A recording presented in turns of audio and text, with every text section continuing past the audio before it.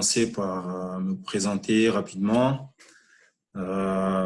et après on passera à la présentation en tant que telle. Donc moi c'est Khaled Simba pour ceux qui ne me connaissent pas. Vous me dites si vous me recevez bien, si tout est bon. Oui, ça va. Oui, c'est bon. Ok. Alors donc, je suis Khaled Simba, je suis ingénieur informatique. Je suis intégrateur logiciel, c'est mon métier. Spécialisé dans tout ce qui est architecture orientée service et BPM, donc Business Process Management. Voilà, on ne va pas épiloguer trop sur ça. Sur ce qui nous intéresse aujourd'hui, c'est le BPM. Donc, on va essayer d'en parler et puis de discuter un peu sur ce qui est important dans le BPM, ce que ça peut vous apporter, et ainsi de suite. Et on ouvrira le débat si vous avez des questions et vous voulez interagir. Voilà. Je vais juste partager. Youssouf, si tu peux juste couper le micro à tout le monde. Oui, j'ai coupé tous les micros là, c'est bon. Ok, voilà. Donc je vais juste partager mon. Si tu peux juste me laisser partager mon écran. Ok, attends, je te donne l'autorisation.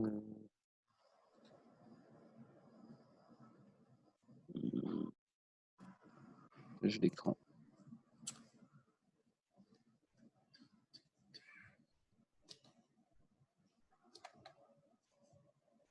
C'est bon? Ouais, ça arrive.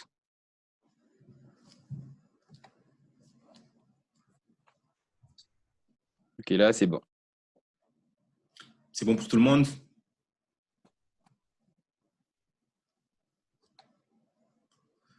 Ok, bon, bah, on va y aller. Je crois que c'est bon.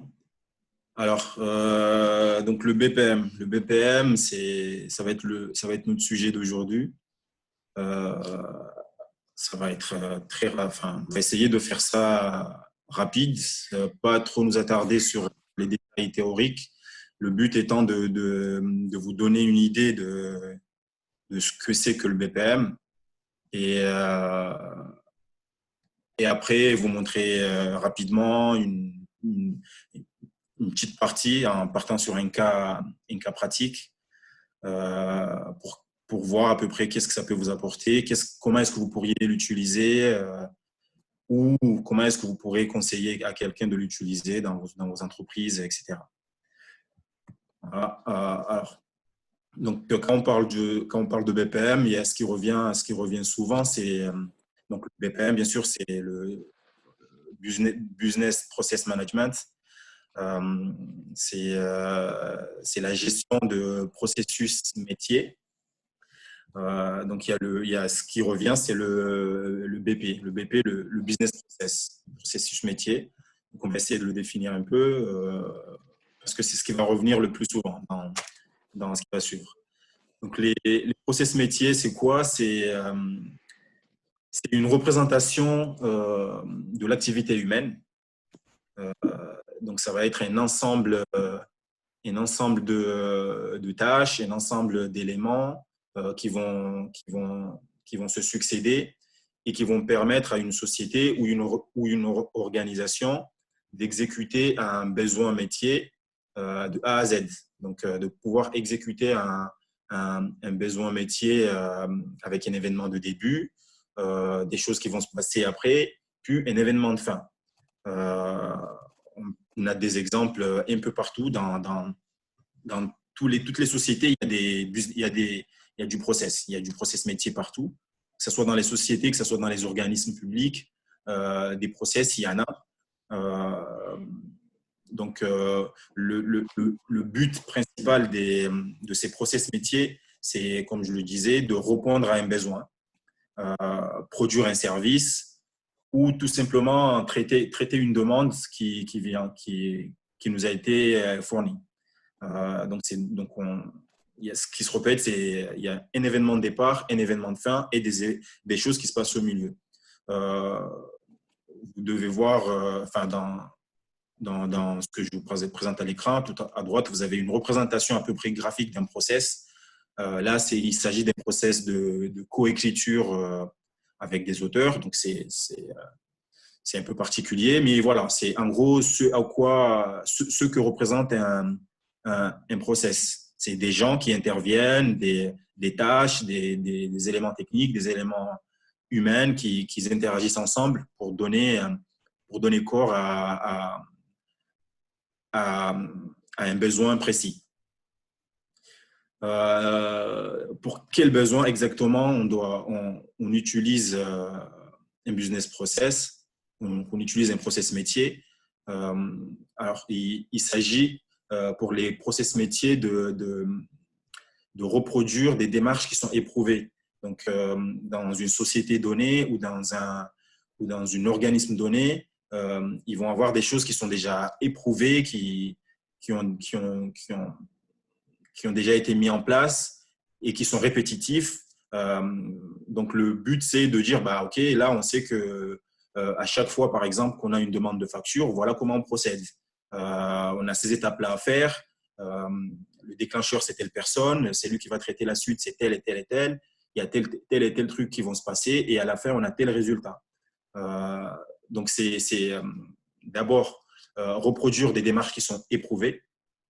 On a aussi besoin de business process pour spécifier le fait qu'on doive respecter des étapes bien précises. Par exemple, quand on va construire une maison, on ne va pas commencer par construire le toit. On va commencer par mettre les fondations. Après, on va monter les briques. Après, voilà, si on ne respecte pas ces étapes-là, bah, la maison ne va pas se construire comme il faut, où il y aura des vis. Donc, dans ce cas-là, on dira qu'on a besoin d'un processus métier parce qu'on a besoin de respecter des étapes précises. À l'inverse d'un process type on va aller faire un Joe, on n'a pas besoin de respecter des étapes précises. On peut très bien acheter le poulet au début ou l'acheter à la fin. Ça ne changera rien. On peut acheter le poulet après qu'on s'est rejoint. On peut l'acheter d'abord, une personne peut l'acheter avant ou on peut l'acheter juste au moment où on se retrouve à Malouja. Donc, il n'y a pas vraiment ce besoin de respecter d'étapes. Donc, il n'y a pas de notion de business process. Le business process, il va aussi être important quand il va falloir justifier des choses, justifier qu'on a respecté des éléments, qu'on a respecté des choses. Et ça, c'est ce qui arrive souvent aujourd'hui avec les métiers que vous pouvez avoir dans toutes vos sociétés ou dans des organismes. C'est qu'à chaque fois, on est amené à justifier ce qu'on a fait, justifier qu'on a fait tel truc, tel élément. Quand quelqu'un va construire une maison, il va falloir qu'il justifie que l'installation de son électricité, elle a été validée par un expert électrique. Voilà.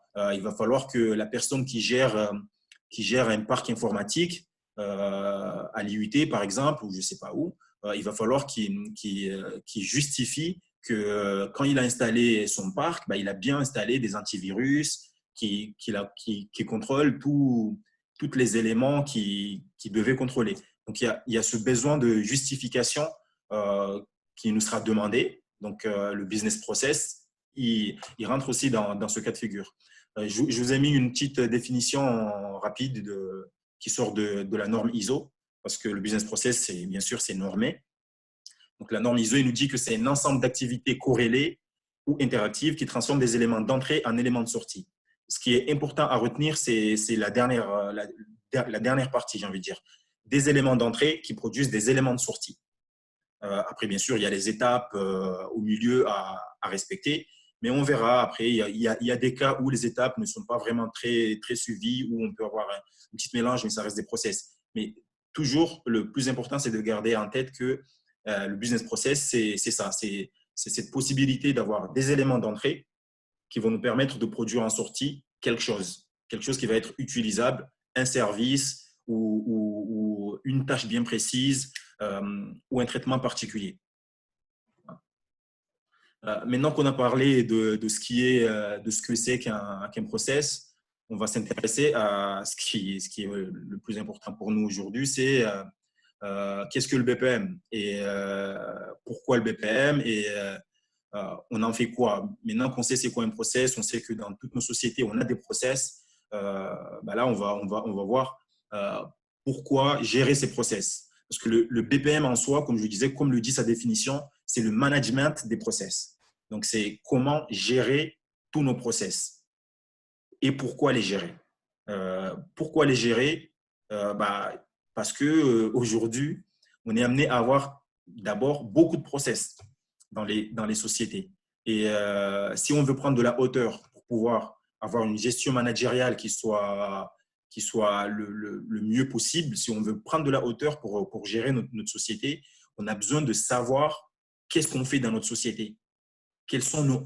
C'est quoi notre métier? Il est formé de quoi? Donc, pour savoir ça, on a besoin de cartographier tous les process qui se passent dans notre société. Si on prend un exemple particulier, par exemple, Comore Télécom, qu'est-ce qu'on fait à Comore Télécom? À Comore Télécom, on fournit un service de télécommunication. Ça, c'est le classique. Mais qu'est-ce qu'il y a derrière? Qu'est-ce que les employés font? Les employés, il y en a qui font les factures, il y en a qui gèrent les commandes de puces, il y a ceux qui vont gérer le ravitaillement en fourniture, parce que bien sûr, il faut avoir de l'encre, il faut que les machines tournent. Donc, tous ces éléments-là, c'est ce qui va former l'ensemble des processus du métier ou de la société Comore Télécom, par exemple. Le service qui va gérer la relation entre Comore Télécom et Mamoué pour payer les factures d'électricité, c'est un process. Parce que la facture va arriver, il va partir dans le service paiement. Après le service paiement, il va demander validation à son manager. Après, ça va remonter jusqu'à la direction pour au final être payé. Là, on a un process. Et ce que je disais, c'est que pour avoir une vue d'ensemble, donc au niveau managérial, pour pouvoir avoir cette vue d'ensemble, on a besoin de cartographier, de savoir quels sont les process que nous avons. Donc ça, c'est ce que va nous permettre de faire d'abord le BPM, cartographier notre métier, savoir qu'est-ce qu'on fait en fait dans notre société ou dans notre organisme. Une fois qu'on a cartographié, il va falloir standardiser les choses. Que demain, on sait que le paiement des factures, il se fait d'une manière et d'une seule. Le recrutement, il se fait d'une manière et d'une seule. On ne va pas avoir 3 processus de recrutement où je ne vais pas avoir un chef qui recrute d'une manière, l'autre qui recrute juste en envoyant quelqu'un dehors. Non, on a un process qui est défini et qui doit être suivi tout le temps. Ça, c'est la standardisation. Donc, le standardiser, ça va nous permettre d'unifier les traitements et aussi de répondre aux contraintes réglementaires. Parce que quand on parle de recrutement, par exemple, demain, on peut très bien avoir l'État qui impose des contraintes réglementaires à la Mamoué, où ils leur disent non, vous ne pouvez pas recruter à tout va. Il va falloir respecter tel truc. Aujourd'hui, il y a le chantier, par exemple, de recrutement au niveau de la fonction publique qui est géré par les ministères particuliers, où ils vont avoir des contraintes par rapport au recrutement au niveau de la fonction publique. Donc, il va falloir gérer ça. Si on n'a pas standardisé le process de recrutement, s'il ne se fait pas d'une seule façon connue, on aura du mal à respecter tout le temps les règles. Parce que les règles, on va peut-être les écrire dans un document et qu'on va transmettre aux recruteurs. Mais après, les recruteurs, qu'est-ce qu'ils vont en faire? Qu'est-ce qu'ils vont en faire de ce document qu'on va leur fournir? Peut-être que certains vont respecter certaines règles, mais pas d'autres. Si on leur dit, non, il faut absolument que les personnes que vous recrutez, ils vous présentent les originaux des diplômes, par exemple. On peut très bien avoir un recruteur qui ne vérifie pas ça. Alors que si on a standardisé le fonctionnement via un BPM, on sait que cette partie-là, elle sera toujours faite. On ne peut pas passer outre. Il y a des éléments comme ça qui vont être qu'au niveau du BPM, on sera obligé de les faire parce qu'on aura tracé dès le début, standardisé le fonctionnement et personne ne peut passer à travers parce que c'est plus l'humain tout seul qui gère, mais c'est l'humain plus de l'automatisation, un outil qui est derrière qui fait que si tu n'as pas fait tout ce que tu devais faire, tout ce qui a été défini avant, tout ce qui a été standardisé, si tu ne l'as pas fait, tu ne peux pas aller plus loin, tu ne peux pas avancer dans ton process. Ça ne peut pas arriver à l'étape suivante, de validation par exemple.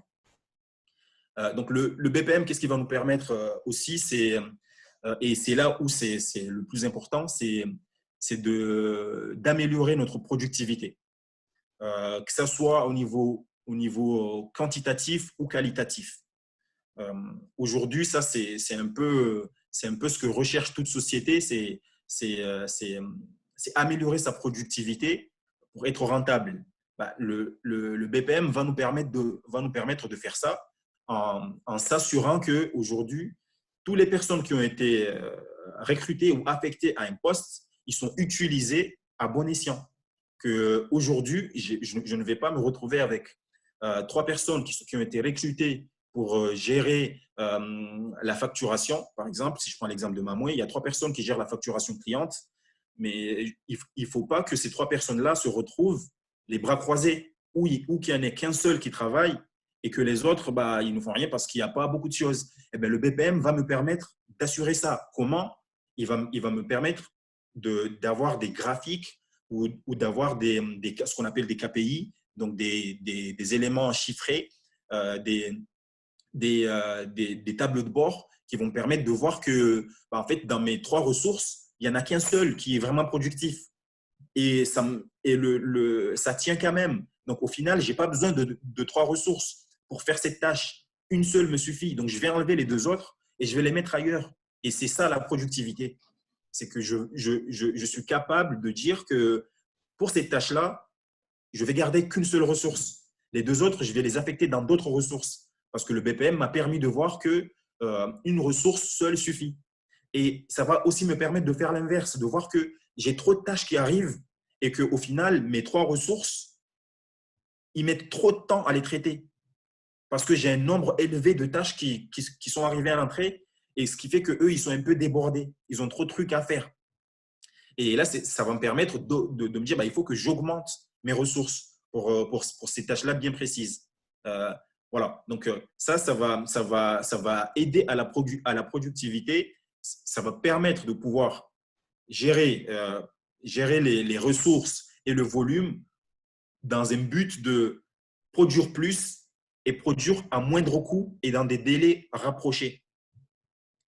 Tout ça, on va pouvoir le faire en utilisant à la fois l'automatisation des process, parce que bien sûr, une fois qu'on aura cartographié et standardisé, bah, on va automatiser des choses.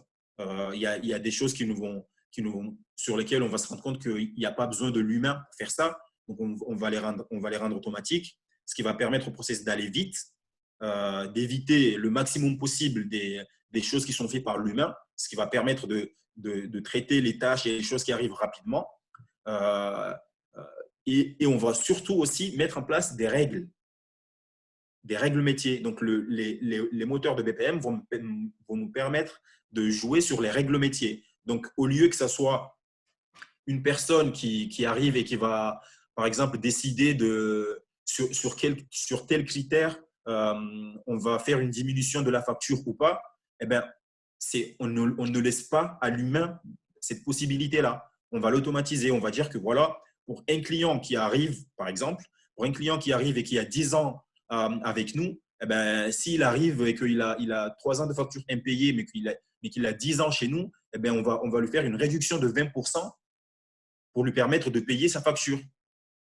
Par exemple, eh ben, cette règle-là, on va la mettre automatiquement dans le BPM et dès que la personne va arriver pour payer sa facture, il y aura sa réduction de 20% qui sera affectée directement, automatiquement. Il n'y aura pas besoin qu'une personne aille voir les responsables pour savoir, oui, mais du coup, à lui, je peux lui affecter quelle réduction? Est-ce que c'est 20? Est-ce que c'est 30? Est-ce que c'est 40? Dès le départ, on a spécifié les règles et on sait que dans tel cas de figure, on applique telle règle, dans tel autre cas de figure, on applique telle règle. Ça, c'est ce qu'on appelle les règles métiers. Voilà, donc ça, c'était pour la productivité au niveau du délai et du volume. Au niveau du service, on va aussi pouvoir améliorer la qualité du service avec le BPM en poussant le travail collaboratif parce que du coup, un process, il ne va plus se faire avec une seule équipe, mais un process va faire intervenir plusieurs équipes. Donc, l'ensemble, presque la totalité des équipes de ma société vont être obligées de travailler de manière collaborative pour traiter une demande. Parce que s'il y a un bout de la chaîne qui ne fait pas son taf, eh ben, le process, il n'avance pas. Et et moi, côté managérial, je vais avoir cette vision-là de voir que en fait, mes process, pourquoi ils mettent trop de temps? Pourquoi une personne qui arrive à la préfecture pour demander un extrait de naissance, pourquoi ça met 3 jours pour qu'on lui fournisse un extrait de naissance, par exemple? Je vais pouvoir, en regardant les KPI que va me remonter BPM, je vais pouvoir identifier quelle partie de mon équipe travaille lentement ou ne travaille pas du tout. Qu'est-ce qui bloque la chaîne? Il se trouve, c'est un terme un peu plus informatique, on parle de goulot d'étranglement. Donc, on va pouvoir identifier où se trouvent les goulots d'étranglement. Parce que, bien sûr, le process, il va de A à Z, il a été unifié. Et moi, je vois que voilà, lui, il a fait sa tâche, lui, il a fait sa tâche. Maintenant, on voit qu'à chaque fois, la tâche qui arrive chez l'imprimeur, c'est là que ça met trop de temps. Et c'est là où on va devoir améliorer ce service-là. Comment faire? Et là, on reboucle. Et c'est ça le BPM. C'est pour ça qu'on voit que là, on a 5 étapes. On a 5 étapes pour le BPM. C'est au début, on fait notre analyse, on cartographie toute notre société. Qu'est-ce qu'on fait? C'est quoi nos process? Une fois qu'on a tout ça, on va unifier et standardiser. Ça, c'est la partie modélisation. C'est la deuxième partie. Donc, on va faire de la modélisation pour unifier nos process. Une fois qu'on les a cartographiés, qu'on les a modélisés et qu'on les a automatisés pour gagner en productivité, enlever tout ce qui pouvait être enlevé pour le rendre automatique, garder les tâches humaines nécessaires. Une fois qu'on a fait ça, on passe à la partie monitoring où on va vérifier comment ça se passe. Parce qu'une fois qu'on a fait ça, on lance le produit et on regarde comment ça se passe vraiment. Et le monitoring, c'est ce qui va nous permettre de prendre les KPI, de regarder comment ça se produit et de décider de telle amélioration. Et ça, c'est la 5e phase, c'est l'optimisation. Comment est-ce qu'on va optimiser? C'est en regardant la phase d'avant, donc en se basant sur le résultat du monitoring, on va décider des optimisations à faire. Si on se rend compte qu'en fait, il y a le goulot d'étranglement, il est au niveau de l'accueil, eh bien, on saura qu'il va falloir faire quelque chose au niveau de l'accueil. Est-ce que rajouter de la ressource? Est-ce que plutôt pas rajouter de la ressource parce qu'ils sont déjà assez, mais leur enlever une partie de ce qu'ils font pour le rendre automatique? Voilà, ça, on le verra une fois qu'on aura fait le monitoring. Une fois qu'on aura fait le monitoring, on optimise et on repart en boucle. Parce que le BPM, c'est quelque chose d'itératif. Là, on est dans un fonctionnement agile. Aujourd'hui, dans toutes les sociétés, on parle d'agilité. Le BPM, c'est ça, c'est l'agilité tout le temps. C'est d'être capable de faire toutes ces étapes-là que je vous ai décrites, analyser, modéliser, automatiser tout ce qui est automatisable, regarder les résultats, les mesurer et optimiser le process par la suite. Mais ça, de manière itérative, à chaque fois. L'avantage d'être de manière itérative, c'est qu'on peut commencer petit et augmenter tout doucement. On n'est pas obligé, par exemple, aujourd'hui, d'arriver dans une société et de vouloir mettre du BPM dans tous les process. On peut partir sur le plus petit des process, mettre un BPM dessus, mettre la gestion sur l'outil de BPM sur la gestion de ce process-là, voir comment ça se produit et après augmenter, prendre un autre. Et ça, on peut le faire de manière agile parce que l'outil, une fois qu'il est en place, c'est pas comme une application que je vais demander à un développeur de faire et qu'à chaque fois que je vais vouloir faire autre chose, il va falloir que je demande une évolution qui va prendre des mois et des mois. Non, le BPM, une fois que l'outil est en place, pour remettre en place ces nouveaux process, rien de plus simple, la modélisation. Une fois que je l'ai modélisé, je le déploie. Donc, je n'ai pas besoin de repartir chez mon développeur externe qui va me faire son développement, rajouter telle fonctionnalité. Non. Là, je sais que j'ai juste à modéliser mon nouveau process et à l'intégrer dans mon outil existant. Donc là, c'est l'avantage qu'il y a dans cette partie du BPM sur le fait qu'on est agile à 100%. Voilà. Après, une fois qu'on a parlé de ça, bien sûr, ça, je pense l'avoir répété assez, le but de tout ça, c'est d'être rentable. Si on veut améliorer la productivité, donc produire plus dans des délais raccourcis et produire qualitativement, c'est pour être rentable. Parce que qualitativement, c'est aussi améliorer la relation entre les services et les clients. Parce que si aujourd'hui on est capable de répondre aux besoins du client rapidement, on améliore automatiquement le service entre nous et le client. Donc, rentable à la fois au niveau des chiffres, gagner en argent, bien sûr, parce qu'on va gagner en ressources. On va peut-être licencier des gens qui sont inutiles dans la société et on va le voir via les KPI. Mais surtout, gagner en service direct entre la société ou l'organisme et les clients et ceux qui sont en face. Voilà, donc une fois qu'on a parlé de tout ça, il faut savoir que d'une certaine manière, le BPM, c'est une histoire en fait. C'est un Upon Time, c'est une histoire ou un ensemble d'histoires plutôt. Et le BPM va me permettre de superviser, optimiser, rentabiliser l'ensemble des histoires. Une histoire, pourquoi? Parce que comme je l'ai expliqué, il y a un début, toujours. Il y aura toujours un début. Dans un process, il y a un début. Et il y aura une fin, ou peut-être plusieurs fins. Et dans ce process, il y a des personnes qui vont interagir. Il y a des acteurs qui vont interagir. Certains vont valider des choses, d'autres vont juste pousser des éléments. Mais il y aura cette interaction sur des personnages. Comme dans une histoire, dans tous les films qu'on voit, il y a des personnages, ils parlent entre eux. Et voilà, ils interagissent entre eux et ça fait avancer l'histoire. Et il y aura des actes qui vont être faits. Il y a des gens qui vont être tués dans les films, il y a des gens qui vont faire des accidents de voiture. Et tous ces actes-là, ça va déclencher d'autres choses, d'autres événements. Donc, les actes des personnages vont déclencher des événements qui vont venir par la suite. Mais on peut aussi avoir des événements qui viennent de nulle part. Une personne qui meurt, ça vient de nulle part. On ne sait pas quand est-ce qu'il va mourir. C'est Dieu, il décide, bam, il meurt aujourd'hui. Ça, ce n'était pas prévu dans le process. Disons, je ne sais pas, il y a quelqu'un qui vient pour demander à être recruté dans une boîte.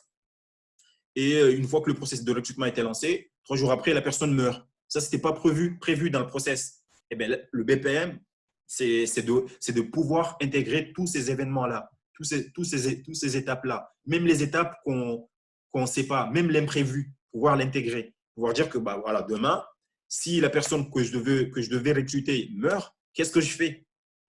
Ou s'il voyage, là, bon, j'ai pris un cas un peu poussé de la mort, mais s'il voyage, il quitte le pays, qu'est-ce que je fais? Moi, j'avais déjà lancé mon process. Eh bien, ça, c'est un événement qui arrive et il y a ce qui va suivre. Et donc, comme dans chaque histoire, bien sûr, il y a des informations qui sont changées. C'est lui qui commence l'histoire, il va peut-être ramener des choses qu'il va les donner à quelqu'un, qui va lui permettre d'acheter. Après, il va reprendre ce qu'il a acheté pour le ramener à quelqu'un d'autre, qui va lui permettre de faire un échange, ainsi de suite. Donc, les personnes entre eux, les acteurs entre eux vont s'échanger des éléments. Et ces échanges-là vont potentiellement influencer la suite du process. Parce que ramener 20 000 euros pour acheter une voiture et ramener 10 000 euros pour acheter une voiture, ça va fortement influencer sur la voiture que tu vas vraiment acheter derrière. Donc, la suite du process sera influencée par les éléments qu'on se transmet entre acteurs.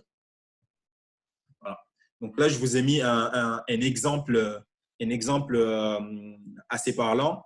Le but de cet exemple, c'est de montrer cet élément, enfin, cette vision un peu plus récit, que en fait, le BPM, c'est une histoire. Là, si je le lis texto comme je l'ai écrit, là, on parle du process. Bon, on reviendra à la fin sur ce process-là.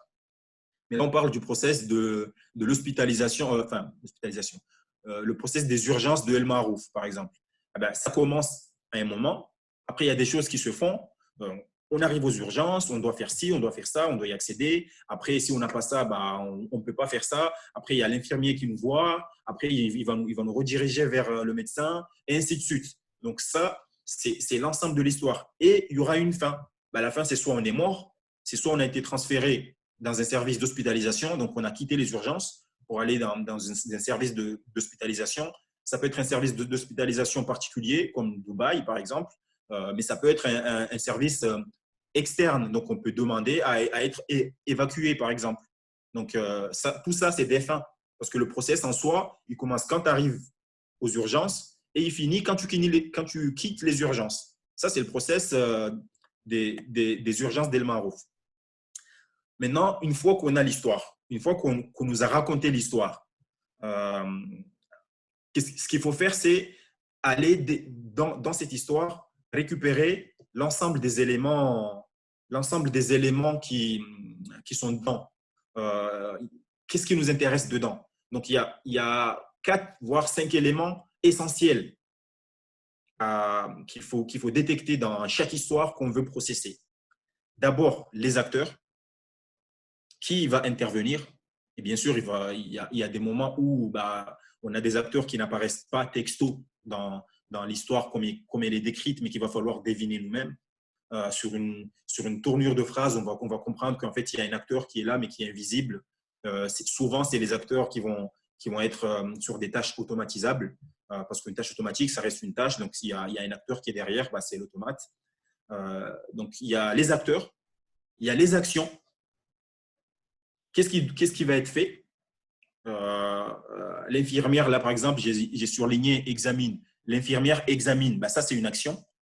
Il va examiner, il va hospitaliser, il va demander des analyses, il va transférer. Ça, c'est des actions. C'est des choses qui vont être faites. Et après, il y a les données qui vont être échangées. Les données, c'est quoi? Ça va être le nom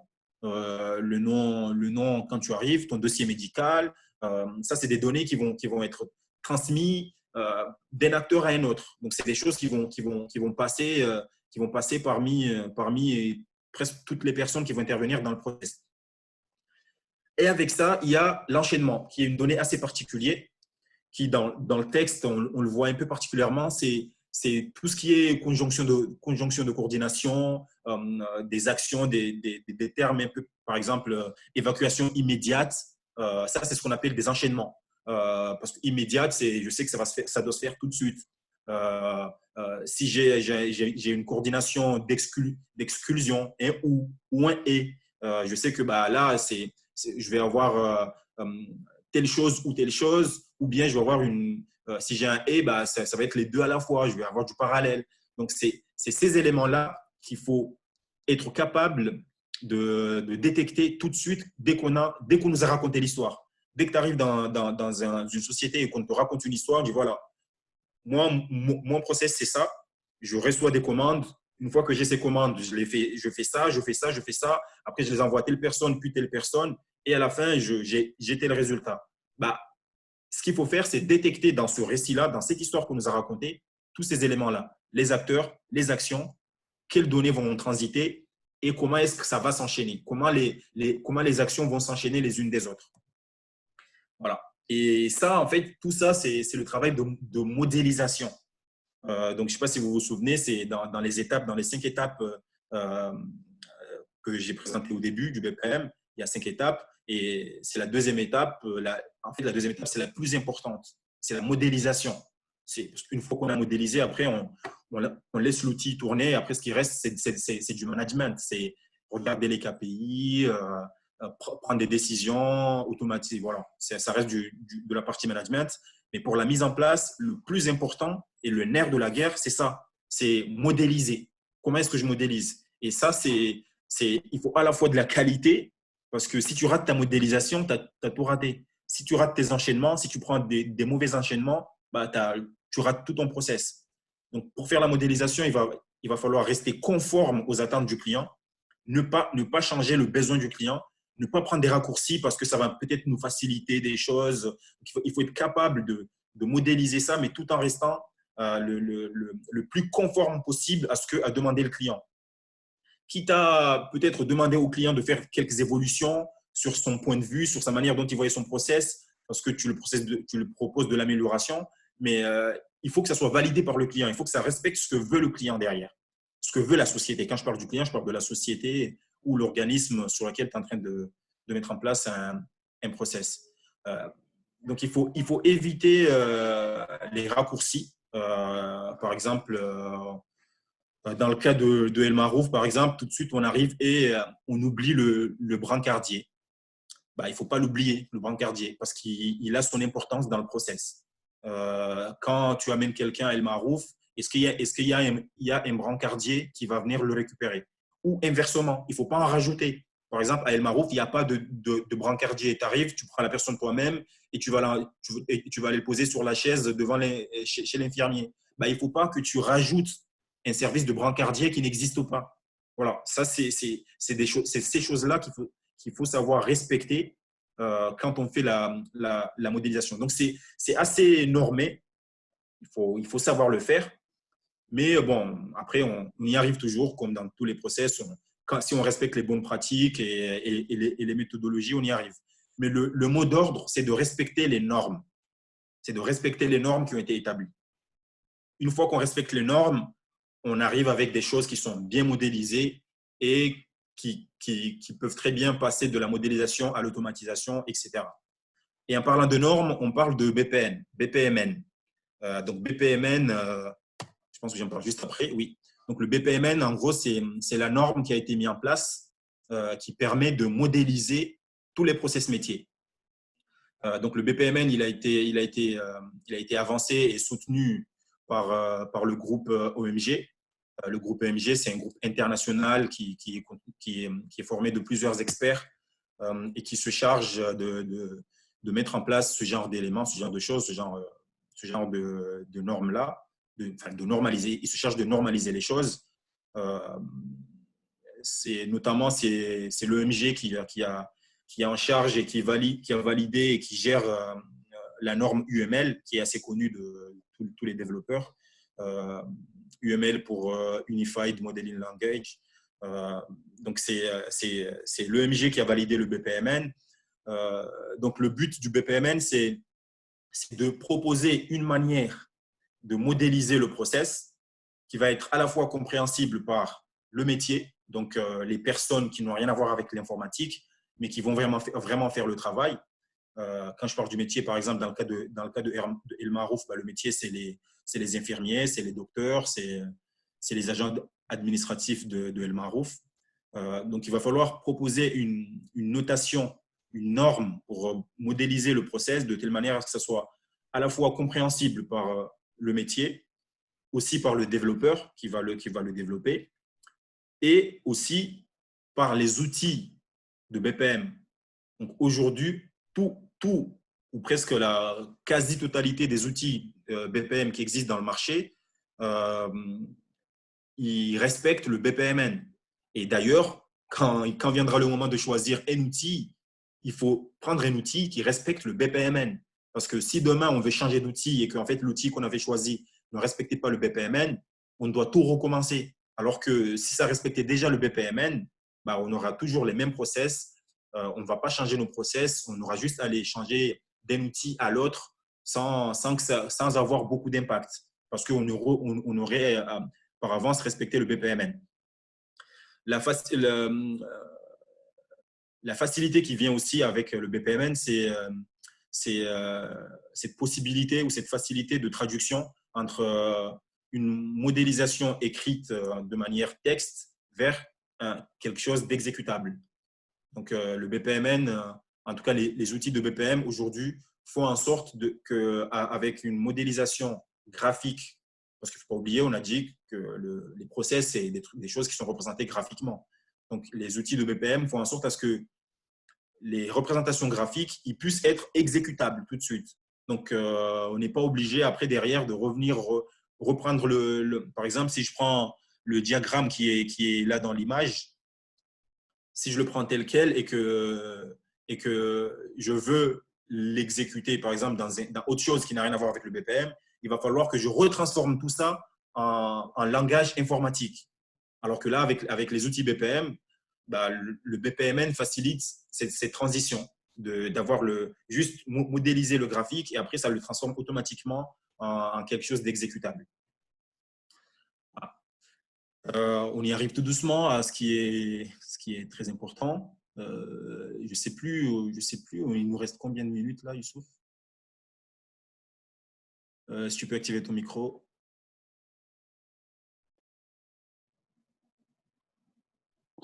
Alors, normalement, il nous reste encore 25 minutes à peu près, mais comme les gens sont venus un peu en retard, on peut rajouter les 15 minutes qui nous ont découlé. Ok, très bien. Donc, il nous reste à peu près 30-40 minutes. Ouais, c'est ça. Ok, très bien. Alors, donc là maintenant, on en arrive aux fondamentaux d'un process. Bon, j'en ai déjà un peu parlé avant, mais les fondamentaux d'un process, il faut le voir de la même façon que les fondamentaux d'un enfant, par exemple. Pour un enfant, on parle des 12 fondamentaux d'un enfant, je vais y arriver, qui sont de dire à un enfant, dès qu'il naît, presque, il sera capable de vous dire, pas forcément textuellement, mais de montrer, en tout cas, soit en pleurant, soit en faisant je sais pas quoi, qu'il a faim, qu'il a froid, qu'il a sommeil. Voilà. Donc, ça, c'est les 12 fondamentaux, les choses de base qu'il doit faire, qu'il doit savoir faire tout de suite. Sinon, il y aura un problème. S'il ne dit pas qu'il a faim alors qu'il a faim, il va mourir de faim. Pour les process, il y a les 4 fondamentaux qui vont être les acteurs, comme on l'a expliqué un peu avant, les acteurs qui va interagir dans notre process. Après, il y a les étapes. Donc, notre process, il est formé de qu'est-ce qu'on va faire vraiment dans notre process. Et on le sépare en combien d'étapes exactement. Il y a les règles et les décisions. Donc, quand on parlait de règles métier, par exemple, le métier où les médecins nous demandent de mettre en place des règles qui vont, par exemple, dire que si un patient arrive et que sa tension est à 80, il faut le mettre tout de suite en urgence immédiate. Eh bien, ce genre de règles-là, on va pouvoir les mettre directement dans l'automate et les utiliser après pour que les décisions soient prises rapidement, pour que ça ne traîne pas chez l'infirmier ou chez je ne sais qui. Donc ça fait partie des fondamentaux, des choses à remonter, donc les règles de décision, ce qui va nous permettre de prendre des décisions rapidement. Et bien sûr, les événements. Les événements, c'est ce qui peut arriver pendant le process. Qu'est-ce qui peut arriver? Est-ce qu'il y a des choses qui sont déjà connues, qui peuvent arriver, mais il y a aussi des choses qui sont peut-être inconnues ou qui ne font pas vraiment partie du process, mais qui peuvent arriver à tout moment. On a pris l'exemple tout à l'heure d'une personne qui voyage alors qu'il était déjà dans un process de recrutement. Ça, c'est un événement qui peut arriver. On peut prendre l'exemple d'un bâtiment qui prend le feu. Qu'est-ce qu'on fait? Qu'est-ce qu'on fait quand le bâtiment prend le feu et alors qu'on avait déjà plein de process qui étaient en train de s'exécuter? Voilà, ça c'est ce qu'il faut, c'est ce qui rentre dans les fondamentaux d'un process. Et puis, bien sûr, les données, donc c'est ce qui va nous permettre de vraiment exécuter le process. Et un patient, s'il arrive et qu'on n'a pas son dossier médical, qu'on ne sait pas comment il s'appelle, qu'on ne sait pas qui contacter, on aurait un peu de mal, quoi. Ça va, même si on peut le traiter après, mais ça va, on aurait un peu de mal. Mais par exemple, il y aura des données qui vont être obligatoires. Parce que si le patient, je dois le faire évacuer, si je n'ai pas son passeport, je ne pourrai pas le faire évacuer. Donc, il faut que j'ai son passeport et son numéro de passeport. Donc, ça va être une donnée qui va être obligatoire, qu'il faut qu'on puisse récupérer de manière obligatoire. Mais par contre, un patient qui n'a pas forcément de contact, qui n'a pas une personne à qui contacter, c'est pas très grave. On n'est pas obligé d'avoir des amis ou de la famille. Donc, on va pas. C'est une donnée qui ne sera pas obligatoire. Voilà. Donc, ça, c'est les fondamentaux. Donc, on va les détailler par la suite. Donc, les acteurs. Les acteurs, comme je pense l'avoir répété assez largement, c'est la raison d'être du process. C'est eux qui vont agir. Parce que si je découpe mon process en étapes et en tout ce que je veux, mais que je n'ai pas mes acteurs, je n'ai pas les gens qui ont les ressources nécessaires, si je n'ai pas les gens qui ont les capacités nécessaires pour exécuter mes tâches à chaque moment précis du process, je ne pourrai pas avancer. Donc, les acteurs, c'est le cœur du process. Un process, il peut être mono-acteur comme il peut être multi-acteur. En gros, ce que je voulais dire par là, c'est qu'un process peut faire intervenir plusieurs personnes, peut-être d'une même société, comme il peut faire intervenir plusieurs personnes de sociétés complètement différentes. Le process de commande de pétrole, par exemple, il va faire intervenir plusieurs personnes qui sont de sociétés différentes. Il y aura les personnes de l'hydrocarbure, il y aura les personnes qui sont hors hydrocarbures, mais qui vont permettre de faire les commandes à l'international. Il y aura les personnes qui sont à l'international qui vont valider ces commandes, et ainsi de suite. Voilà. Donc là, on peut faire intervenir plusieurs personnes. Si on prend un autre cas d'un organisme, je ne sais pas, l'écoute à l'enfance, là où on va déclarer tous les enfants qui ont été maltraités, tout ça, bah, ça va faire intervenir plusieurs personnes qui ne sont pas de la même société. À la fois les gens du centre d'écoute, mais aussi des gens qui vont être à la justice, mais aussi des gens qui vont être à la police. Donc, si on a un process qui gère tout ça, à partir de la déclaration du cas jusqu'à la fin du traitement du cas, bah, ça va faire intervenir tous ces gens-là. Mais si en mettant en place ce genre de process, ça va nous permettre de voir, par exemple, où est-ce que ça prend du temps. Pourquoi, quand un enfant se fait violer et qu'il vient au centre d'écoute, pourquoi il met 3 mois, 4 mois, 10 mois avant d'avoir justice, par exemple. On peut le voir là en remarquant que, bah, par exemple, c'est au niveau de la justice que ça prend trop de temps, ou non, c'est plutôt au niveau de la police que les dossiers sont bloqués, parce que le dossier, il va avancer, il va aller quelque part, il va revenir selon la manière dont le process sera défini. Voilà. Donc, l'acteur, ça peut être un humain, comme ça peut être un système automatisé. Et là, on ne va plus parler, enfin, de manière générale, on ne parle pas vraiment d'acteurs dans les termes BPM, on va parler de participants. Donc, participants pour dire tous ceux qui vont interagir dans le process. Ça peut être des humains, comme ça peut être des tâches automatiques qui sont faites par des automates, comme ça peut être des choses qui nous viennent du ciel. Voilà. Par contre, un élément important à respecter, c'est qu'on ne peut pas avoir de processus métier sans tâches humaines, donc sans acteurs humains. Si on se rend compte que le processus qu'on est en train de définir, il n'a pas besoin d'humains, eh bien là, on n'est plus dans un processus métier. Là, c'est autre chose. Il faut partir avec un autre développement, en Java ou en PHP ou en je ne sais pas quoi, un autre outil, mais ce n'est pas du BPM. Parce que qui dit processus métier, dit métier. Le métier, c'est des gens qui sont là, qui connaissent leur métier et qui vont venir faire des choses. Donc, si on perd, s'il n'y a pas ce besoin d'interaction de l'humain, s'il n'y a pas d'acteur humain qui va interagir dans le process, on n'est plus dans le processus métier et là, on ne fait plus de BPM. Il faut faire autre chose. Voilà. Donc, les étapes. Les étapes, c'est la réponse à la question qu'est-ce qu'on fait, hein? Qu'est-ce qu'on fait dans le process. Donc, on parle de work item. En gros, c'est toutes les tâches que vont réaliser ou que va réaliser le ou les participants. Un participant peut avoir à réaliser plusieurs tâches, comme il peut en avoir qu'un seul dans tout le process. Il peut réaliser une tâche au début et revenir vers la fin pour réaliser une autre tâche. Il peut avoir une tâche où il va faire des analyses, recueillir des données, comme il peut avoir une tâche où il va juste pousser une information. Voilà. Donc, c'est un peu ça les étapes. Et il faut distinguer deux sortes d'étapes. Donc, les étapes humaines, où il y a vraiment une interaction avec l'humain, et les étapes techniques. Après, on verra que quand on va rentrer dans une partie de l'amélioration, le but, c'est de limiter les tâches humaines au strict nécessaire, tout en les gardant, parce qu'il y aura toujours besoin de la tâche humaine, surtout pour des histoires de validation, mais les limiter au strict nécessaire.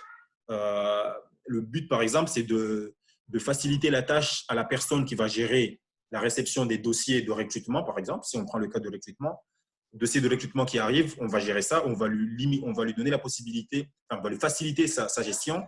On ne va pas lui demander de récupérer tous les dossiers à mode papier pour aller les scanner et les classer. Voilà, c'est un peu dur à faire, mais en automatisant ça, on lui enlève toute cette partie. On récupère automatiquement tout le dossier et on le met de côté, on l'archive là où il faut.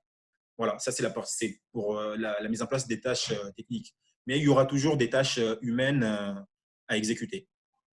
Voilà. L'autre fondamentaux, les autres fondamentaux, c'est les événements et les décisions qu'on peut prendre. Donc là, il s'agit de répondre à la question comment est-ce qu'on passe d'une étape à l'autre? Quel événement nous fait passer d'une étape à l'autre?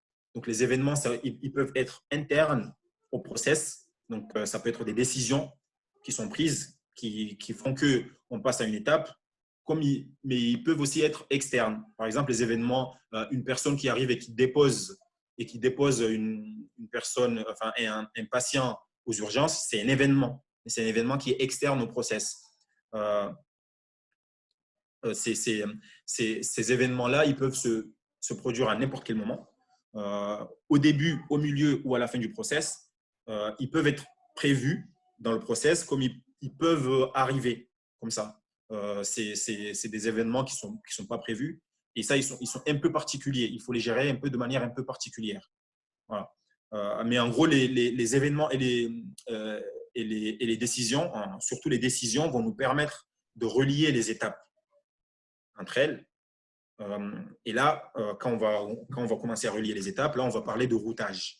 C'est que, voilà, si quelqu'un il arrive et que le médecin il dit, bah, cette personne, il ne doit pas rester aux urgences parce que sa maladie, il faut absolument l'envoyer en psychiatrie. Il n'a rien à voir aux urgences. C'est une décision qui va orienter le process vers un autre process d'hospitalisation psychiatrique.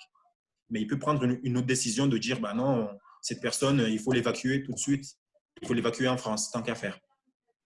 Mais bah, là, ça va être une autre décision qui va engendrer une autre route, qui va faire que le process va prendre une autre route. Et il peut juste prendre la décision de dire, bah, en fait, cette personne n'est pas vraiment malade. Il est juste en train de s'amuser. Et là, ça met fin au process, tout de suite. Voilà. Bah, une fois qu'on a parlé des fondamentaux des process, on va parler un peu des outils de BPM qui existent. Il faut savoir qu'il en existe beaucoup. Ce qu'ils font de manière classique, c'est aider le passage de la modélisation à l'exécution.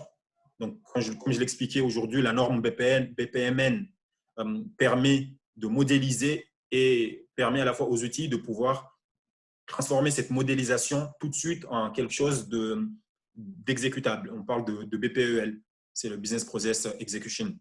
Pour le E, c'est Execution pour exécution. Donc, les moteurs BPM, c'est ce qui va permettre d'exécuter tout ce qui a été développé. C'est ce qui va permettre d'initier les process, d'instancier les tâches. Et ça va aussi donner des interfaces, des IHM, donc des pages web aux acteurs qui vont pouvoir faire leurs tâches. Donc, si une personne doit valider une tâche, ben, il aura sa page web avec toutes les informations qui vont lui permettre de savoir est-ce que je valide ou je ne valide pas. Est-ce que je valide ou je valide sous condition.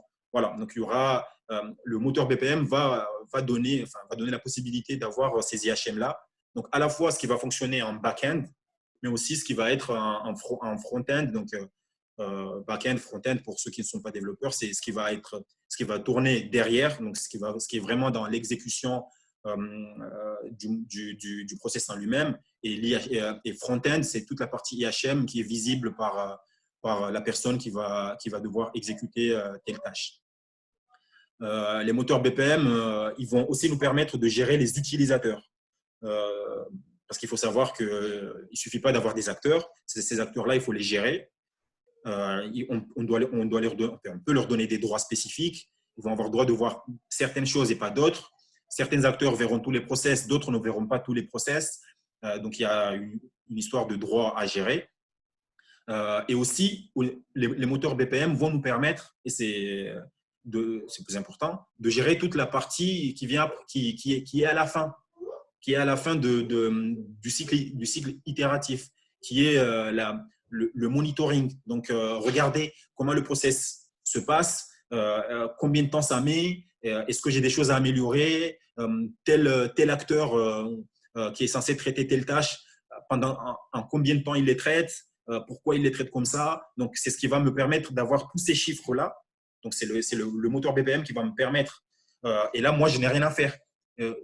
On n'a pas de développement spécifique à faire pour cette partie-là. C'est directement intégré dans le moteur BPM.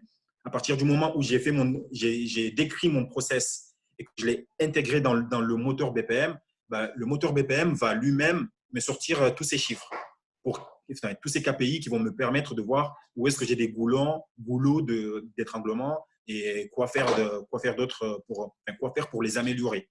Voilà.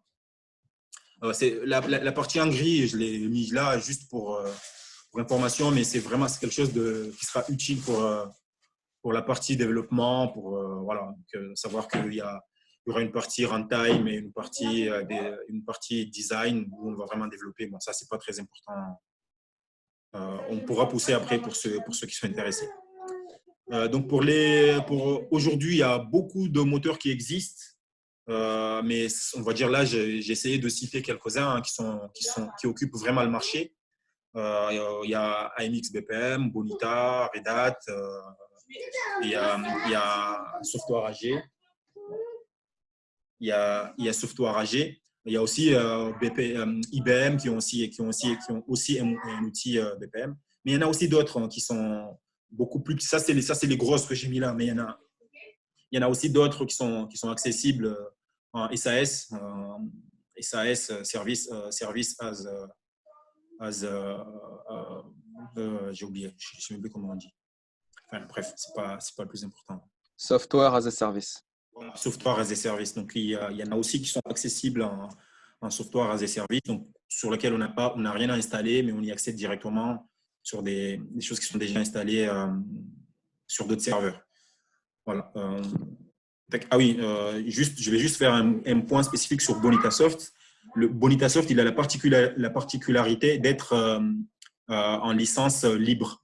Donc, on n'a pas besoin de payer. Bien sûr, il y a des licences payantes qui donnent plus de possibilités, mais on peut aussi l'utiliser sans payer, sans rien payer. Avec une licence community qui est libre, avec une documentation qui est libre et accessible, on peut l'utiliser et faire tout ce qu'on a envie de faire sans avoir à payer. Les autres, il faut payer. Tout de suite, il faut payer la licence. Et voilà. Bonitasoft, si on veut pousser beaucoup plus, avoir plus de KPI, avoir plus d'éléments, il faut aussi payer un peu, même un peu beaucoup. Mais il faut juste avoir en tête aussi qu'il y a aussi cette possibilité d'avoir quelque chose de communautaire qui est libre et qu'on peut utiliser sans avoir à payer. Voilà. Maintenant, l'organisation du travail. Ça, c'est les dernières parties. L'organisation du travail, une fois qu'on a modélisé et qu'on a mis tout ça en place et que ça tourne, il va falloir gérer. Il y a quelqu'un qui parle, je ne sais pas si c'est moi. C'est Rowan. Rowan, il va partir. C'est mon fils qui. Mais il va partir, là, il va sortir. Alors, donc, l'organisation du travail. Pardon, excusez-moi. Voilà, on en était là. Donc, l'organisation du travail. Alors, donc la question qui va revenir après, une fois qu'on a tout modélisé et qu'on a lancé les choses et qui sont en train de s'exécuter, la question qu'il va falloir qu'on se pose, c'est qui va faire telle tâche? Qui va faire telle tâche? Maintenant, on a nos acteurs, on a nos participants, on a déployé notre process, mais qui va faire telle tâche? Je vous ai parlé de la notion de participant tout à l'heure pour identifier les acteurs. Et ben, là, ce que je dis là, en BPMN, on parle de participants pour identifier l'acteur d'une tâche humaine. On va avoir à la fois les participants, enfin les personnes physiques comme les automates qui vont exécuter les tâches techniques. Mais comment est-ce qu'on va organiser ça? Là, ça va vraiment se concentrer sur la partie tâche humaine. On peut très bien décider que telle tâche va être faite par telle personne de manière spécifique. Mais ça, c'est quelque chose qui est déconseillé. Il ne faut pas faire ça. Parce que si la personne n'est pas là, tu ne peux rien faire d'autre. Si tu n'as pas ces accès et que la personne n'est pas là, tu ne peux plus revenir en arrière. Donc ça, c'est quelque chose qu'il ne faut pas faire, qui est déconseillé. C'est pour ça que pour organiser le travail, on va fonctionner avec un mode de fonctionnement qui se base sur des groupes et des rôles. Donc, on va définir des groupes de personnes et on va aussi définir des rôles pour ces personnes-là. On va attribuer pour les personnes des groupes et des rôles. Voilà, toi, tu fais partie du groupe des docteurs. Toi, tu es un manager, tu es un docteur, mais tu as aussi le rôle de manager ou tu as juste un rôle de validateur ou juste d'exécutant. Et à partir de ces rôles et ces groupes-là, on va pouvoir définir, on va pouvoir gérer et organiser le travail de manière à ce qu'une tâche qui serait attribuée à une personne donnée elle puisse toujours être exécutée, même si cette personne n'est pas là à cet instant précis. On pourra toujours l'exécuter. Voilà, c'est un peu de cette manière-là qu'on va essayer d'organiser le travail au niveau des moteurs. Et ça, bien sûr, ça va se faire via ce qu'on appelle le modèle d'organisation. Donc, le modèle d'organisation, c'est ce que je viens d'expliquer. Il faut différencier le modèle d'organisation BPM avec le modèle d'organisation hiérarchique de la société. On peut avoir tendance à caler le modèle d'organisation des process avec le modèle d'organisation de la société, mais il ne faut pas. Il ne faut pas le faire. Il faut vraiment avoir un modèle d'organisation qui va se caler sur cette notion de groupe et de rôle, ce qui va permettre une stabilité du modèle d'organisation et qui, après, va faciliter beaucoup de choses. Parce que imaginez une fusion de sociétés ou un travail transversal entre deux sociétés. Si notre modèle d'organisation il est calé sur la hiérarchie de la boîte, on aura du mal à intégrer d'autres sociétés. Alors que si on est vraiment calé sur des notions de groupe et de rôle, bah, le rôle de validateur, on peut le donner à n'importe qui, peu importe sa position hiérarchique dans la société. Et le rôle, ça peut être un validateur, il peut être de la société comme il peut être à l'extérieur de la société. Alors que si on se cale sur la société, bon, on ne peut plus faire intervenir des gens qui sont en dehors de la société, et ainsi de suite. Voilà. Donc, pour faire ça, la bonne pratique, c'est de se baser sur les métiers qui existent. Donc, infirmier, docteur, technicien informatique. Voilà, c'est des métiers bien spécifiques à la boîte. Et dans ces métiers-là, identifier les rôles précis de chacun pour pouvoir attribuer les droits spécifiques pour chacun. Que toi, tu es un informaticien, mais tu n'as pas forcément le droit d'aller désinstaller tous les process, par exemple. Et voilà, c'est là où les notions de rôle vont rentrer. Ou peut-être tu es informaticien, tu as le droit d'installer une machine, mais tu n'as pas le droit de décider si une machine peut être désinstallée ou pas. Voilà, c'est dans des termes comme ça. Donc, la question qui va être la fin, hein, oui, c'est de se demander, est-ce que le BPM, du coup, ça va être le Messie? Est-ce que c'est notre Messie pour les process? Eh bien, non. Non, il a ses inconvénients, le BPM. Donc là, ce que je dis, c'est en tant que méthodologie pour spécifier, elle n'est pas adaptée. Oui, donc le BPM, il n'est pas adapté à tous les cas de figure. Déjà, j'ai déjà expliqué avant que s'il n'y a pas d'humain, s'il n'y a pas de tâche humaine, on ne fait pas de BPM. Il n'y a pas de sens. Il y a d'autres cas qui peuvent se présenter, par exemple, dans les banques, quand quelqu'un va venir déclarer une fraude, eh bien, il y a plusieurs cas de figure. Et ça, en fait, on ne peut pas vraiment tous les mettre dans un process bien défini. Parce qu'il y aura plusieurs trucs qui vont se mettre, faire ça, puis ça. Si c'est ça, après il y a ça. Dès qu'il y a trop de cas de figure, là, on dit, bah non, pas de BPM. Là, on va passer dans un autre truc qui s'appelle plutôt qui ressemble au BPM, mais qui s'appelle du case management. Voilà. C'est un traitement au cas. C'est aussi des process, mais c'est des process qui sont gérés au cas. Là, c'est plus. La différence entre le case management et le BPM, c'est que dans le case management, c'est la donnée qui va piloter la suite. Alors que là, nous, dans notre process, ce qui pilote la suite, je ne sais pas si vous vous souvenez, les décisions, c'est les décisions qui vont piloter la suite, qui vont dire quelle étape faire après. Alors que dans le case management, c'est l'inverse. C'est un mélange entre les décisions et la donnée lui-même. Voilà, si la fraude dépasse 1 000 euros, si la fraude est moins de 1 000 euros, voilà, il y aura plein de cas de figure comme ça qui font que on fait du case management et non du BPM.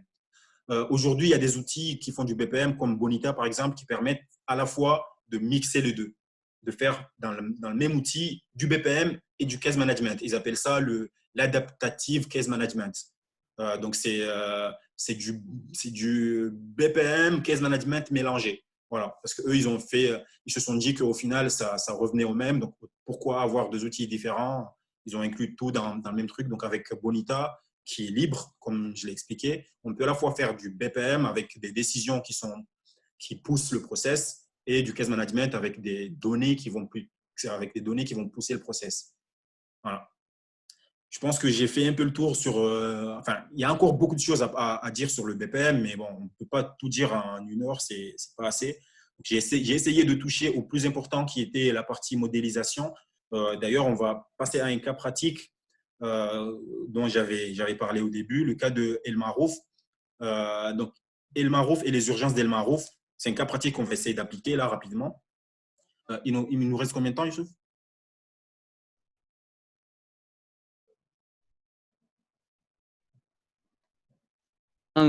15 minutes, Khalid. Ok. Alors, donc le cas d'El Marouf, donc le process, c'est quoi? C'est que il y a quelqu'un qui arrive aux urgences de El Marouf et il dépose un patient. Qu'est-ce qui se passe après? Alors, juste, je précise que ce n'est pas vraiment, ce n'est pas forcément ce qui se passe vraiment à El Marouf. J'ai essayé d'imaginer ce qui se passait à El Marouf et d'écrire le récit. Et ça, de manière générale, c'est quelque chose à ne pas faire. Il faut demander au métier d'écrire le récit. Ce n'est pas l'informaticien qui va écrire le récit. C'est au métier d'écrire le récit et à l'informaticien de l'analyser. Mais bon, là, je n'avais pas de métier, je l'ai écrit moi-même. Donc, quelqu'un, il arrive à El Marouf, il dépose son patient. Le patient, il est pris en charge par le brancardier. Il lui demande les informations de base, donc son nom, son prénom, la personne à contacter. Et tout de suite, il va vérifier si cette personne a le kit d'entrée. Il faut savoir qu'à El Marouf, aujourd'hui, il faut avoir un kit. Il faut aller tout de suite acheter tout ce qui est gants, tous les éléments que va utiliser l'infirmier tout de suite pour les prélèvements sanguins. Il faut les avoir tout de suite. Sinon, on ne va pas t'analyser. Il faut d'abord acheter ça pour pouvoir après être pris en charge. En tout cas, dans la plupart des cas. En tout cas, moi, dans les fois où je suis allé, c'est ce qui s'est passé. Donc, une fois que le brancardier l'a pris en charge et qu'il a le kit, il va décider. S'il n'a pas le kit, il lui dit d'aller acheter. S'il a le kit, il va le mettre dans une file d'attente pour qu'il soit traité par les infirmiers. Après, les infirmiers vont entrer en jeu, ils vont l'examiner, ils vont poser un diagnostic. Et après, selon ce premier diagnostic, ils vont décider si l'urgence doit faire intervenir un médecin tout de suite ou si ça peut attendre, parce qu'il y a d'autres personnes qui attendent et qui sont beaucoup plus urgents que lui et que ça peut attendre. Voilà. Donc, l'infirmier va prendre cette décision de soit faire intervenir un médecin tout de suite, soit attendre pour qu'il passe dans l'ordre, soit l'ordre d'arrivée, soit l'ordre d'arrivée avec une prise en compte de l'urgence après. Après, le médecin va intervenir et quand le médecin va intervenir, il va faire ses analyses, il va poser son diagnostic et là, il pourra prendre des décisions. Soit il va demander des avis externes, donc demander des analyses complémentaires ou demander à des collègues à lui qui sont externes de lui donner des avis. Comme il pourra très bien dire bah non, cette personne, je l'envoie à Dubaï ou non, je demande une évacuation sanitaire. Mais à partir du moment où le médecin aura pris sa décision et la décision aura suivi, le process prend fin. Là, on est sorti des urgences. Voilà. Sachant que là j'ai rajouté qu'à tout moment, le patient peut mourir. Donc, ça, c'est un événement qui peut arriver. À tout moment, le patient peut mourir. Là, on a l'histoire. Là, on a l'histoire de notre cas. Maintenant, qu'est-ce qu'il faut faire avec cette histoire? On va identifier les éléments, les éléments fondamentaux, comme on l'a expliqué avant. Donc, ça va être qui? Les acteurs. D'abord, qui sont les acteurs dans ce process-là, dans ce process d'admission aux urgences d'El Marouf? Qui sont les acteurs? Et bien, selon le récit, on voit que les acteurs, on va avoir l'ambulancier qui va déposer le patient ou sa famille, éventuellement, le brancardier, l'infirmière, le médecin urgentiste, puis l'ambassade de France. Après ça, une fois qu'on a identifié les acteurs, viennent les étapes. Quelles sont les étapes de mon process? Mon process, il se définit par ces étapes-là. Au début, il est déposé aux urgences.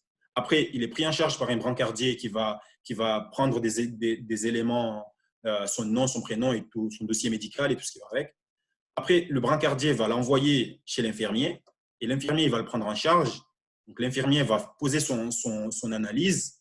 Une fois que l'infirmier a posé son analyse, il a pris sa décision, ça va arriver chez le médecin et le médecin posera son analyse et le médecin pourra demander des analyses externes ou un avis externe. Et après ça, il peut aussi demander un avis sur une évacuation sanitaire via l'ambassade. Donc là, on a les étapes de mon process. Troisième élément, c'est les décisions. Donc les décisions, c'est, comme on l'a dit, c'est ce qui va me permettre de router, de passer d'une étape à l'autre. Les décisions, comme le récit, comme il est décrit dans le récit, ça va être il y aura à la fois les décisions que va prendre le brancardier, les décisions que va prendre l'infirmier et les décisions du médecin. Donc le brancardier, il décidera d'intégrer le patient dans la liste d'attente de l'infirmier ou il va le rediriger vers la pharmacie pour aller acheter le kit d'entrée. Et l'infirmier, pareil, il va décider soit de faire attendre ce patient parce que son urgence peut attendre, ou il décidera de faire intervenir tout de suite un médecin. Et après, il y aura les décisions du médecin. Ça va être soit de l'hospitaliser, demander une évacuation sanitaire, demander des analyses externes, ainsi de suite. Voilà. Donc là j'ai fait l'analyse de mon récit. Je l'ai retranscrit comme ça, en littérature. Vous verrez bien que là, il y a quelque chose qui manque, c'est l'enchaînement. L'enchaînement, c'est quand est-ce que je fais ça? Parce qu'on avait parlé de 4 éléments, même 5 éléments. Mais on aura les 3 éléments de base qui sont l'acteur, l'étape et les décisions. Après, il y a l'enchaînement. Quand est-ce que le brancardier va faire ça? Est-ce qu'il va le faire tout de suite dès que la personne va arriver? Est-ce que l'infirmier va faire son analyse tout de suite? Est-ce qu'il va attendre? Ainsi de suite. Ça, ainsi de suite. Ça, c'est ce qui va me permettre d'enchaîner. Après, il y a la donnée. Il y a la donnée en tant que telle. Il y aura la donnée en tant que telle du patient. La donnée du patient, c'est son nom, son prénom, c'est tout ce qu'on prend, tout ce qu'a recueilli le brancardier au début. Ça, c'est ce qui va passer d'un acteur à l'autre. Il y aura son dossier médical qui va passer. Bien sûr, l'infirmier, quand il va intervenir, il va enrichir ces données, il va mettre le diagnostic dans ces données, il va le passer vers le médecin qui va encore enrichir ces données. Et si ça doit partir en évacuation sanitaire, eh ben, le médecin va rajouter d'autres données supplémentaires. Voilà. Et là, j'ai rajouté une petite procédure d'évacuation sanitaire qui pourrait être, qui du coup en soi, c'est une procédure externe des urgences, mais qui va être déclenchée par le médecin. Mais après, ça sera traité ailleurs. Ça rentre pas dans le processus des urgences. Là, en gros, si le médecin décide que c'est évacuation sanitaire, l'urgence s'arrête là et on passe à la procédure d'évacuation sanitaire. Voilà, donc là, je parle des données, c'est tout ce que je viens de citer tout à l'heure, nom, prénom, la file d'attente, le dossier médical. Voilà. Donc là, ça vous donne à peu près une idée du process comme il pourrait être matérialisé. J'ai essayé de le faire rapidement. Il y a peut-être quelques erreurs ou quelques oublis. Donc ça, je l'ai fait avec Bonitasoft. Donc ça, c'est le process qui respecte la modélisation BPMN. C'est comme ça qu'il va apparaître. Où voilà, au début, j'ai plusieurs lines là, comme on voit, 1, 2, 3, 4, 5. Au début, j'ai toutes les tâches du brancardier, après les tâches de l'infirmier, les tâches du docteur, puis les tâches de l'ambassade. Là, on voit bien qu'on a des tâches humaines qui sont représentées par un petit bonhomme qui est là. On les voit ici, la réception du patient, la prise en charge de l'infirmier, puis le traitement des patients en attente, l'intervention du médecin. Mais on a aussi des tâches techniques qui sont là, qui vont être plutôt automatisées. C'est la demande de l'avis externe. Parce que le médecin, quand il va lancer son avis externe, eh bien, il y aura une tâche technique qui va envoyer le dossier médical du patient à un autre service et qui va leur demander à ce service-là de faire telle tâche et de renvoyer le résultat. Donc, cette tâche-là, elle va se mettre en boucle. Donc, il y a une attente de résultat qui est là. Elle va se mettre en boucle jusqu'à ce que le service en question ait récupéré le résultat et qu'il nous l'ait transmis là. Et là, une fois qu'on a le résultat, ça va remonter au médecin. Et une fois que le médecin a le résultat, il va pouvoir prendre sa décision. Donc là, dans ce modèle, on voit les éléments qui représentent les tâches, les éléments qui représentent les décisions qui sont là. On a aussi les événements de début et de fin. Là, ici, j'ai rajouté j'ai fait exprès d'ailleurs, de la demande d'évacuation sanitaire, je l'ai mis dans les tâches du docteur. Mais en soi, ce n'est pas une tâche du docteur. Donc, si au début, on spécifie le process comme ça, une des améliorations qu'on pourrait faire et qu'on pourrait faire vite, c'est de dire, on voit bien que la tâche d'évacuation sanitaire, ça prend du temps. Ça prend beaucoup de temps au docteur. Ça leur prend du temps, alors qu'eux, ils sont là pour soigner, pas pour faire des tâches administratives. Et là, une amélioration du process serait de dire, on va enlever cette tâche-là, il ne sera plus à la main du docteur, on va le donner, on va le descendre d'un cran, on va le mettre dans une autre zone, et on va rajouter d'autres acteurs qui vont se charger de gérer toute cette partie administrative. Et le médecin, comme ça, il va pouvoir se concentrer sur le traitement des malades. Et là, quand on parlait d'amélioration qualitative, voilà, ça en est l'exemple. C'est qu'en définissant le processus comme ça, on va pouvoir identifier tout de suite que la tâche d'évacuation sanitaire prend beaucoup de temps aux médecins et aux infirmiers et on va décider de rajouter d'autres acteurs qui vont être des administrateurs qui vont prendre en charge cette partie-là pour libérer du temps aux médecins pour qu'ils puissent intervenir beaucoup plus sur beaucoup plus de patients. Donc, quand on parlait d'amélioration, c'est dans ce sens-là. Donc, on a le process, on le déplace pour le mettre on déplace la tâche pour le mettre chez un autre acteur et on gagne en temps et on gagne en efficacité sur l'ensemble du process. Parce que les médecins, du coup, ils vont pouvoir interagir beaucoup plus voilà, et faire beaucoup plus de choses. Et au lieu de se cantonner à une partie administrative, ils n'auront plus à le faire. On peut très bien aussi dire, non, on va totalement, pour améliorer le process, on va faire intervenir les gens du ministère. Donc, on va rajouter les gens du ministère, par exemple, de la Santé, qui, eux, vont faire le lien entre le service des urgences et l'ambassade.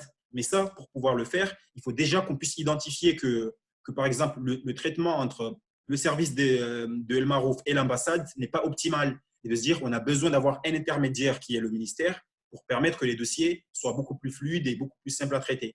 Et là, on va faire intervenir un autre acteur. Et là, on voit bien qu'on a toujours le même process, mais qu'à tout moment et à tout instant, on peut le faire évoluer. On peut le faire évoluer facilement en rajoutant des acteurs, en rajoutant des tâches, en automatisant des tâches pour gagner en efficacité et aussi en qualité. Voilà. Parce qu'au final, là, on parlait d'un process de mise en urgence, mais au final, le but de ce process-là, parce que dans la définition, on a dit qu'un process, c'est des données en entrée qui produisent des données en sortie. Là, le but, les données en sortie, c'est d'avoir qu'on devrait avoir, c'est un patient guéri qui quitte les urgences. Donc, tout ce qu'on peut faire dedans pour que le patient soit guéri rapidement, et bien sûr on peut aussi rajouter la partie financière que El Marouf paye moins, on le rajoute en optimisant. On va dire, finalement, même au lieu d'engager des administratifs pour faire les demandes d'évacuation sanitaire, pour traiter la partie administrative, on ne le fait pas. On n'engage personne et on automatise cette partie-là. Cette partie-là, on peut très bien l'automatiser et mettre un système qui va être là, qui récupère les infos et il envoie automatiquement à l'ambassade. Et là, on gagne en argent. On gagne en argent, on gagne en temps, on libère du temps pour le médecin. Voilà. Donc, en gros, c'est un peu ce que je voulais vous montrer par rapport à la modélisation d'un process. J'ai décidé de ne pas aller plus loin, de ne pas vous montrer toute la partie KPI, tout ça, parce qu'on n'aura pas beaucoup de temps. Et puis, le BPM, il y a beaucoup de choses à dire dedans. L'idée, c'était de vraiment vous donner à peu près que vous ayez une idée de ce que c'était et ce que ça pouvait faire et comment est-ce que vous pourriez l'utiliser. Vous parlez un peu de l'existant. Il y a quelque chose que je voulais vous montrer à peu près, ça c'est l'outil Bonitasoft qui m'a permis de modéliser. Et on voit qu'ici, j'ai tous les éléments qui me permettent de respecter la norme BPMN. Alors, Khaled, on ne voit pas ton outil. On voit toujours la présentation PowerPoint. Donc, il faut juste sélectionner l'outil, en fait. D'accord. Alors, là, c'est bon.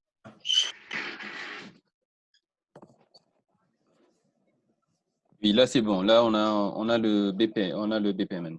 Voilà, donc là, on a le Business Studio. Donc là, alors pour savoir, c'est, comme je l'ai dit tout à l'heure, en fait, on parle souvent de suite BPM parce que le BPM vient avec une suite, donc un outil pour designer et après toute une partie runtime pour exécuter ce qui a été designé.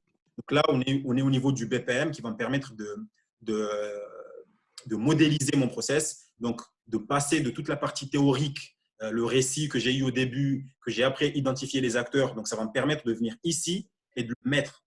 L'avantage, c'est que je n'ai pas besoin d'être un génie en informatique pour le faire. Là, tous les outils BPM, en tout cas leur quasi-majorité, ils ont un studio qui permet de développer en mode graphique. Donc, j'ai que à déplacer des tâches. Je veux rajouter une tâche humaine, je viens ici dans les tâches, je prends la tâche humaine et je la glisse là. Ça me fait une nouvelle tâche humaine. Après, je vais la lier avec qui? Avec cette tâche humaine-là, je tire mon lien ici et je la lis. Voilà. Et là, je vais rajouter une condition dans cette liaison. Ben, je viens ici et je rajoute ma condition. Voilà, je vais rajouter des données, ainsi de suite. Donc, je n'ai pas besoin d'avoir des vrais, enfin, j'ai envie de dire des vrais informaticiens. Bien sûr, il faut avoir la logique informatique pour pouvoir le faire, mais on peut très bien avoir des gens qui se reconvertissent dans ça et qui sont formés et qui ont une notion de logique derrière, qui puissent après prendre en main rapidement les process. Ou même, on peut dire, bah, on va faire intervenir des informaticiens au début pour la mise en place. Mais une fois que c'est mis en place, on n'a plus besoin d'eux. On va juste garder le process en interne avec des gens qui ont un peu plus de logique et qui vont pouvoir le faire évoluer. Parce qu'au final, le faire évoluer, c'est rajouter une tâche, transformer une tâche en tâche automatique. Voilà, c'est beaucoup plus simple. Voilà, donc c'était juste pour vous montrer à peu près le studio, les tâches, comment les mettre. Il y a la partie organisation, comme je vous l'ai expliqué. L'organisation, je vous disais qu'il fallait avoir une organisation qui soit différente de l'organisation de la société. Là, par exemple, j'ai créé une organisation qui se base sur des groupes et des rôles. J'ai l'organisation que j'ai appelée Urgence El Marouf. Il y a un groupe médical où dedans, j'ai tout ce qui est docteur, infirmier et brancardier. Et j'ai un groupe informatique où j'ai une partie recherche et développement et une partie service. Et après, j'ai un groupe entretien. Une fois que j'ai défini mes groupes comme ça, je vais pouvoir ajouter des rôles. Donc ici, pour moi, j'ai deux rôles. Soit on est juste membre, soit on est responsable d'un groupe. Pardon. Mais on peut pousser plus les rôles. On peut dire quoi? Non, en fait, on peut avoir des responsables, mais qui ne sont pas responsables de tout. Mais ça, en gros, ça, c'est ce qui va me permettre, après, quand je vais définir tous mes utilisateurs, tous les gens qui vont agir dans mon BPM, c'est ce qui va me permettre de pouvoir dire que toi, bah, Abdou Swadiki, par exemple, toi, ton groupe, toi, tu es le brancardier en chef et tu fais partie du groupe des brancardiers. Et ton rôle, tu es responsable. Mais par contre, si je lui dis qu'il est membre, il ne pourra pas faire ce qu'un responsable va pouvoir faire. Donc ça, c'est ce qui va, c'est vraiment ce qui est utilisé pour la partie organisation du travail. Une fois que le process a été lancé, a été développé et lancé, c'est la partie organisation du travail. C'est qui fait quoi? Bah, les membres, ils vont exécuter leurs tâches. Les responsables, ils vont pouvoir exécuter les tâches des membres, mais ils vont aussi pouvoir prendre les tâches et les affecter aux membres. C'est là où les responsables vont gérer que voilà, telle personne, il a trop de tâches, je ne lui en donne pas plus, j'en donne à tel autre. Voilà, le BPM va se baser sur cette organisation-là pour faire toute cette partie de gestion. Encore une fois, nous, ce qu'on a à faire, c'est définir l'organisation, définir l'organisation comme je l'ai défini ici. Donc, c'est vraiment la structure, dire quel groupe, quel rôle et quels sont mes utilisateurs. Une fois que j'ai fait ça, je n'ai rien d'autre à faire. C'est l'outil BPM qui se charge de la suite. C'est l'outil BPM qui va faire gérer toute la partie, oui, toi tu vois ça, toi tu vois pas ça, ainsi de suite. Voilà, donc je crois que je vais m'arrêter là. J'ai assez parlé. J'ai donné le maximum d'éléments que je pouvais donner, en tout cas dans un temps aussi réduit. Il y en a toujours d'autres à donner, mais voilà. Si vous avez des questions, si vous voulez réagir, s'il y a des trucs, voilà. Je pense que ma présentation s'arrête là.